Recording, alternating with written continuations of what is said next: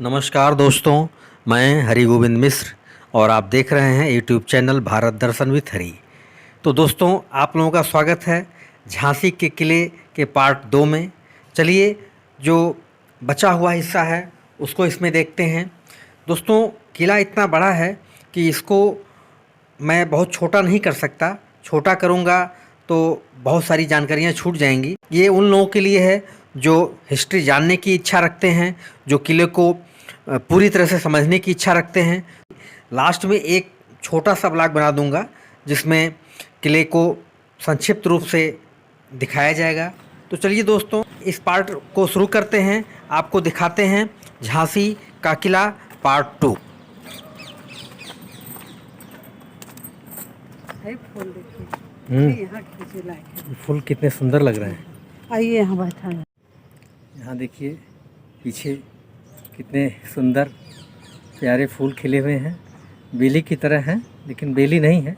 बेली में तो खुशबू होती है और इसमें वो खुशबू नहीं है, लेकिन बड़े ही खूबसूरत लग रहे हैं। देखिए पीछे की तरफ पूरा ये बहुत ही खूबसूरत यहाँ का नज़ारा है और बड़ा ही सुंदर दृश्य है।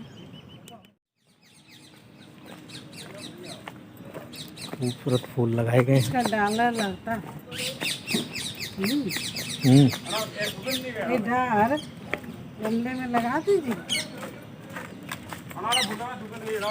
ये मिलिट्री स्टोर है और इसमें उस मिलिट्री से संबंधित सामान वगैरह रखे जाते होंगे, तोप, गोला बारूद इत्यादि।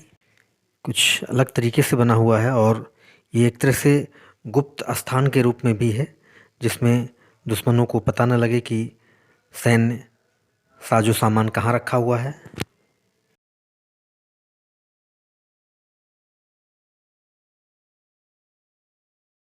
ये दोस्तों, अभी हम लोग किले की प्राचीर पर ही चल रहे हैं और आप देख सकते हैं कि कितना चौड़ा है प्राचीर। 20 से 25 फीट, कहीं कहीं 30 फीट की चौड़ाई है और ये सुरक्षा के लिए जो होल बने हैं ये बड़े ही आश्चर्यजनक है। रानी लक्ष्मीबाई जी ने सितंबर 1851 में एक पुत्र को जन्म दिया जिसका नाम दामोदर राव रखा गया, लेकिन दुर्भाग्यवश उसकी 3 या 4 महीने में ही मृत्यु हो गई। और ऐसा भी इतिहासकारों द्वारा कहा जाता है कि दामोदर राव की मृत्यु प्राकृतिक नहीं, बल्कि जो रानी लक्ष्मीबाई के घरेलू दुश्मन थे उनके द्वारा की गई थी। शायद उनको जहर देके मारा गया था, ऐसा भी कहीं कहीं इतिहास में आता है। दामोदर राव के मृत्यु के बाद महाराजा गंगाधर राव की तबीयत खराब होने लगी और उनके मंत्रियों ने जो है उन्हें एक पुत्र गोद लेने की सलाह दी। तो उन्होंने अपने चचेरे भाई वासुदेव नेवालकर के पुत्र आनंद राव को गोद लिया और बाद में उसका भी नाम उन्होंने दामोदर राव रखा।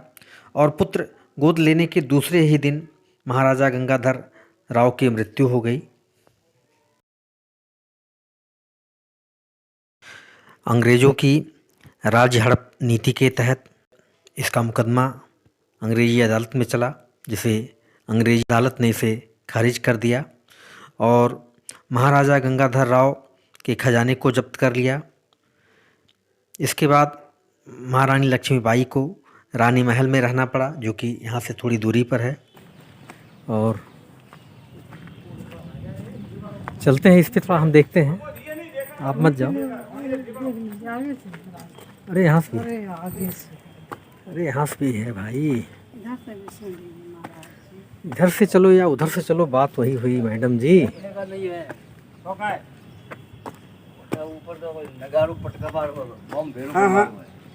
ये देखिए, अरे सिंहासन तो रविवार हो पूरा देखवा नजारा, नजारा देखने का पूरा तोप थी, तोप मैन तोप थी।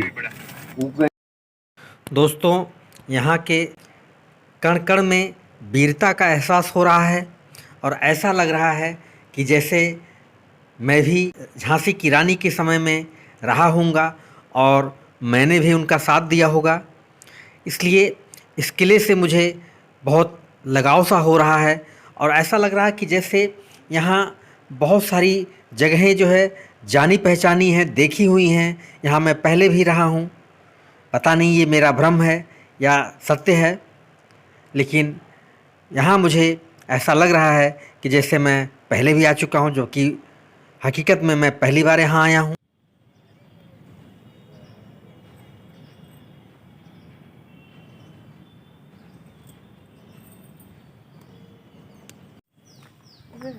प्राचीर ही कितनी खूबसूरत है यहाँ पर। यहाँ भी देखिए ये नंबर पड़े हुए हैं।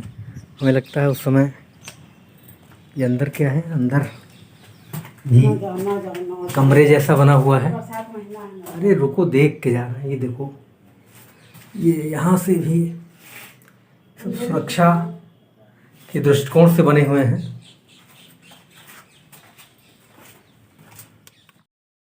दोस्तों, महारानी लक्ष्मीबाई का जन्म 19 नवंबर सन 1828 को वाराणसी में हुआ था और उनकी मृत्यु 18 जून सन 1858 को हुई और वो लगभग सिर्फ 29 वर्ष तक ही जीवित रही। लेकिन इन 29 वर्षों में उन्होंने वो कार्य कर दिया जो बड़े बड़े लोग 100 वर्षों तक जीवित रहकर भी नहीं कर पाते हैं। उन्होंने स्वतंत्रता संग्राम का पहला बिगुल बजाया था, जो कि आधार बना भारत की आज़ादी का।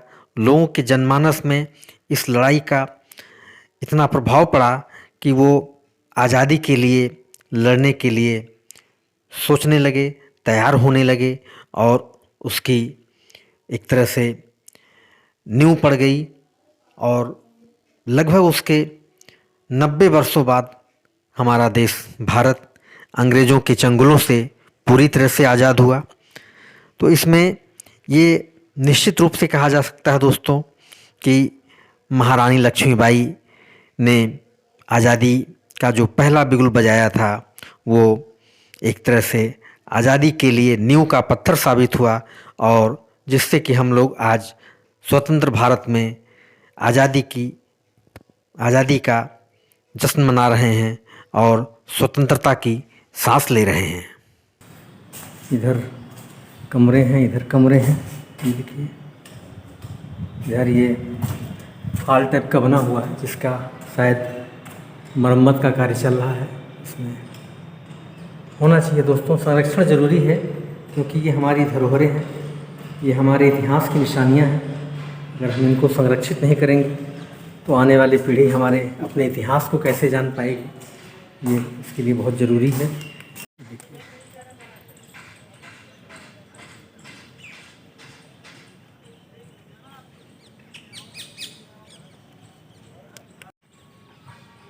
दो कबूतर हैं, प्यारे प्यारे।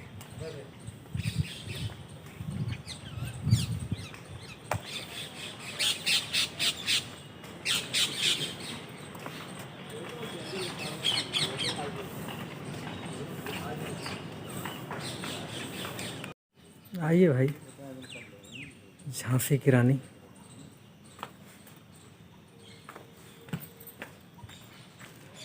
चलिए अब इधर चलते हैं। यहाँ का होगा। हाँ, ऐसे ही चलते हैं, ऐसे ही चलते हैं। देखिए, पुष्प वाटिका जैसा है यहाँ। ये पुष्प वाटिका है। देखिए कितने सुंदर फूल पत्ती लगे हुए हैं और निर्देश लिखा हुआ, फूल पत्ती तोड़ना व घास पर चलना मना है। देखिए कितना सुंदर लग रहा है। ये गार्डन टाइप का है।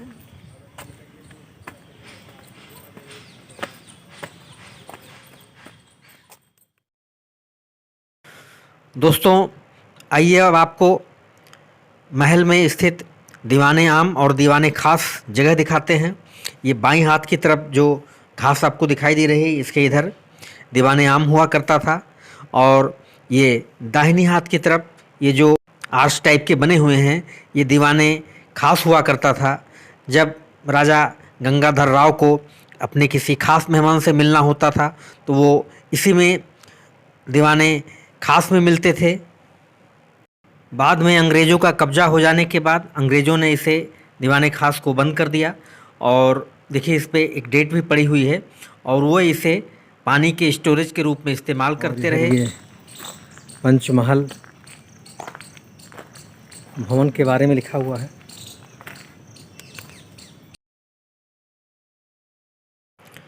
दोस्तों ये पंचमहल है, 5 मंजिला इमारत है। इसका ऊपर का हिस्सा अंग्रेज़ों ने बाद में बनवाया था, बाकी महल पूरा पहले का बना हुआ था। दोस्तों झांसी की रानी विवाह के बाद यहीं रहती थी, इसी पंचमहल में रहती थी। चलिए हम लोग भी पंचमहल देखते हैं। इसके कुछ हिस्से बंद कर दिए गए हैं और कुछ ही भाग खुले हुए हैं। तो जो भाग खुले हुए हैं चलिए हम उनको देखते हैं।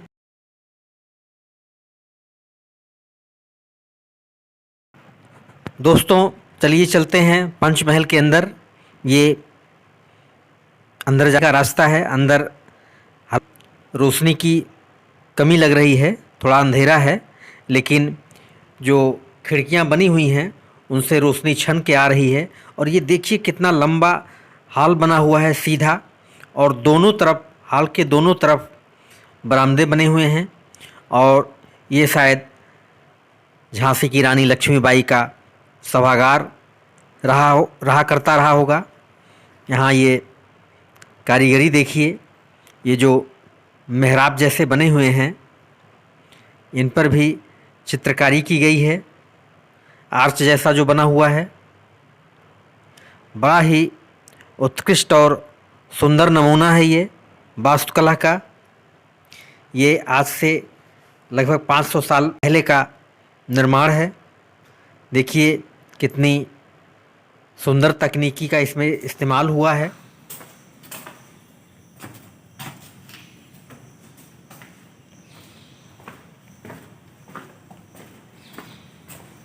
ये सभागार है पूरा। इधर देखते हैं। ये यहाँ आने वाले लोगों ने इसको गंदा कर दिया है। कुछ लोगों ने अपने नाम लिख दिए हैं और इस पर चित्रकारी कर दी है, जो कि गलत है। देखिए दोस्तों कितना सुंदर ये पंचशील भवन है, जो कि राजा जुदेव सिंह के द्वारा बनवाया गया था। ये सीढ़ियाँ हैं, लेकिन सीढ़ियों के ऊपर छत पड़ी है। ये इसका कुछ प्रयोजन रहा होगा, जिसकी वजह से ये बंद कर दिया गया है। ये देखिए दोस्तों, ये वही महल है जिसमें झांसी की रानी अपनी सखियों के साथ मंत्रणा करती रहती होंगी। झलकारी बाई, काशी बाई उनकी जो सहयोगी थी, उनकी गुप्तचर भी, उनकी सेनानायक भी थी और उनके साथ हमेशा रहा करती थी। उन अपने सहेलियों के साथ वो इसी महल में अंग्रेज़ों से युद्ध के लिए, अपने देश को आज़ाद कराने के लिए वो यहीं पर मंत्रणा करती रही होंगी। ये शायद नीचे जाने के लिए सीढ़ियाँ बनी हुई हैं। काफ़ी अंधेरा है, चलिए चलते हैं। यहाँ वैसे पुरातत्व विभाग को थोड़ी रोशनी की व्यवस्था करनी चाहिए, क्योंकि दूर दूर से पर्यटक आते हैं इसको जानने के लिए। और ये देखिए इधर तो बंद लग रहा है, इधर बंद है, या हो सकता आगे से रास्ता हो। आगे ये खुला हुआ है उधर, और ये कुछ ढेर सा रखा हुआ है। किस कारण से है ये समझ में नहीं आ रहा है। चलिए ऊपर चलते हैं फिर।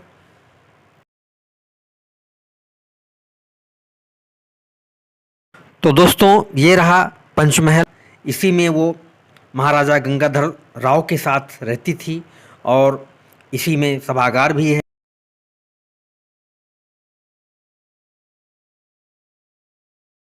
ये दोस्तों यहाँ एक भैरव जी का मंदिर है, और ये पीपल का एक बहुत पुराना वृक्ष है। शायद यहीं होगा। चलिए भैरव जी का दर्शन करते हैं, शायद यही है। जूते चप्पल उतार देते हैं।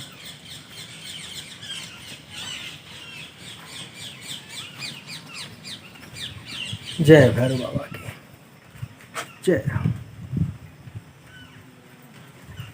तो ये देखिए, हम लोग यहाँ भैरव मंदिर के पास खड़े हुए हैं। ये भैरव जी का मंदिर है और ऊपर उदान स्थल है जहाँ से रानी लक्ष्मीबाई ने जंप किया था जब अंग्रेज़ों ने इस किले को अपने कब्जे में ले लिया। आप देख सकते हैं कि उदान स्थल से नीचे ज़मीन तक गहराई कितनी है। आप रानी लक्ष्मीबाई के साहस को समझ सकते हैं और मैं तो उनके साहस को नमन करता हूँ, ऐसी वीरांगना को। दोस्तों ये सामने जो दिख रहा है ये पहले राजा साहब का दीवाने ख़ास हुआ करता था, लेकिन जब अंग्रेज़ों का कब्ज़ा हो गया तो उन्होंने इसे वाटर स्टोरेज के लिए बना दिया। चलिए चलते हैं। ये देखिए यहाँ का ये कार्यालय का बोर्ड लगा हुआ है, अंदर देखते हैं। कार्यालय लिखा हुआ है ये। और यहाँ बैठ जाओ। बड़ी सुंदर फूल पत्तियाँ लगी हुई हैं दोनों तरफ और ये शायद कार्यालय है उनका।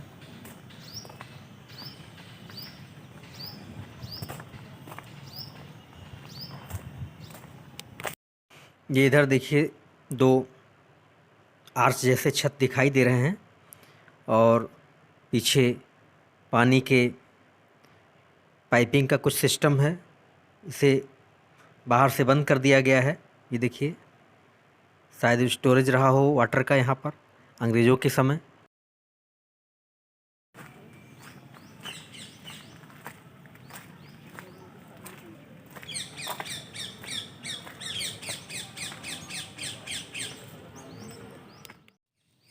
ये कितनी सुंदर फूल पत्ती लगे हुए हैं यहाँ पे।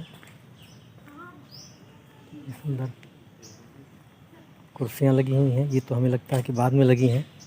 भारतीय पुरातत्व सर्वेक्षण इस पे लिखा हुआ है, ये शाही। ये ऊपर क्या बना है ये समझ नहीं आया।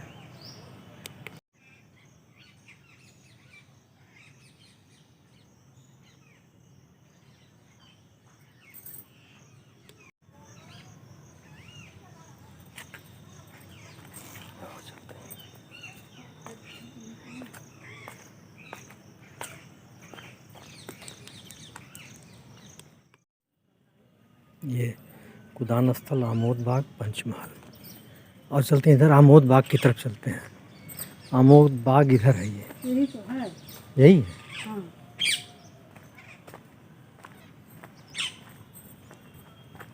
कि इस पे 1917 की डेट पड़ी हुई है।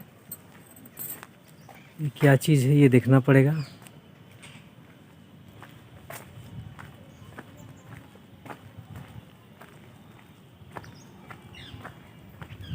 ये वाटिका टाइप में है, यहाँ बना हुआ है अंदर।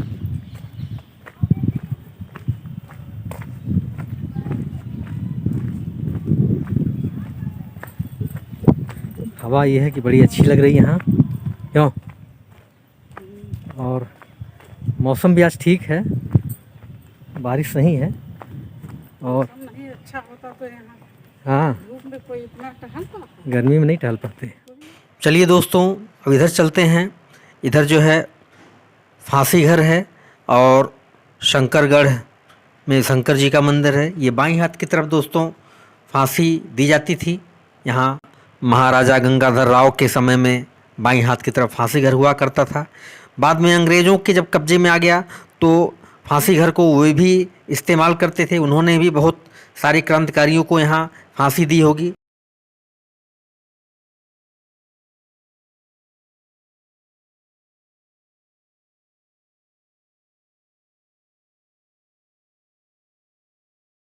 चलिए ऊपर चलते हैं। ऊपर भी कुछ भवन बने हुए हैं, उन्हें देखते हैं।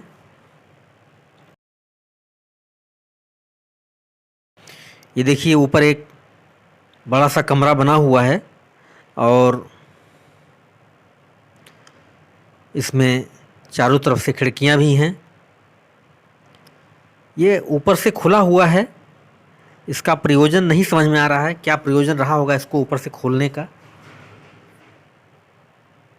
लेकिन कोई उद्देश्य तो रहा ही होगा इस तरह के कमरे का। वैसे ये भी फांसी घर हो सकता है, क्योंकि ऊपर खुला हुआ है, ऊपर रस्सी लटका करके, और मुजरिमों को हो सकता है यहाँ भी फांसी दी जाती रही हो।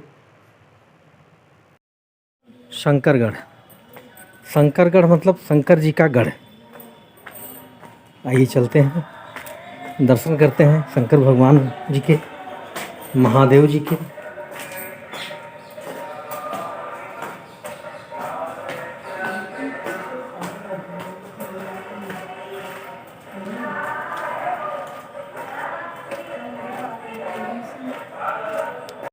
दोस्तों शंकरगढ़ में हम लोग आ गए हैं।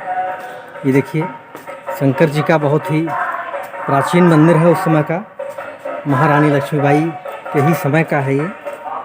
चलिए हम लोग भी दर्शन करते हैं।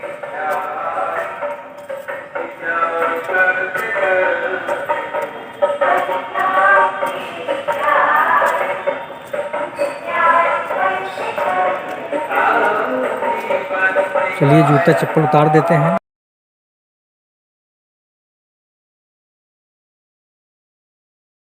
आओ तो दिखाएंगे कैसे हम जब फोटो नहीं खींचेंगे।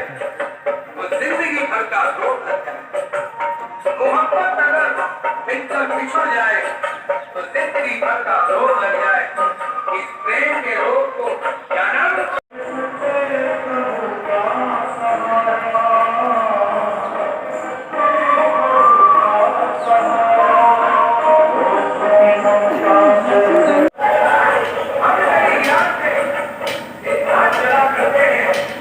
शंकर भगवान का ये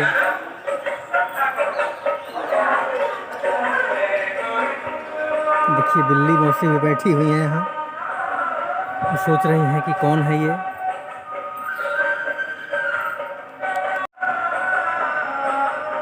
ये शंकर जी का प्राचीन मंदिर है दोस्तों।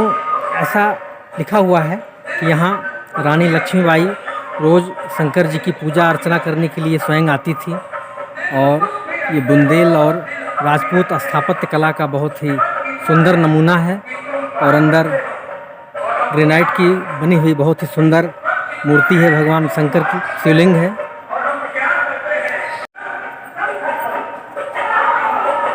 और एक परिक्रमा इधर से कर लेते हैं, इधर से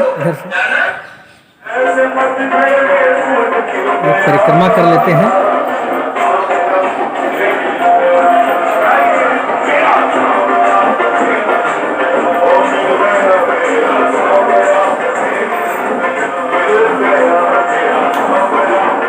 ये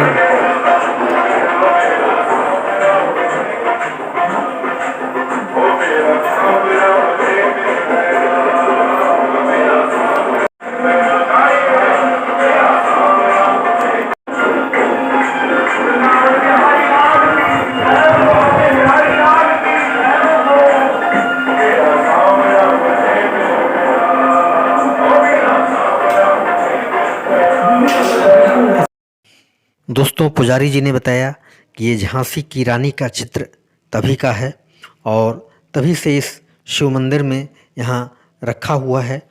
और पुजारी जी जो इस समय वर्तमान में हैं, इन्हीं के वंशज शुरू से ही इस मंदिर की देखभाल और पूजा पाठ करते आ रहे हैं।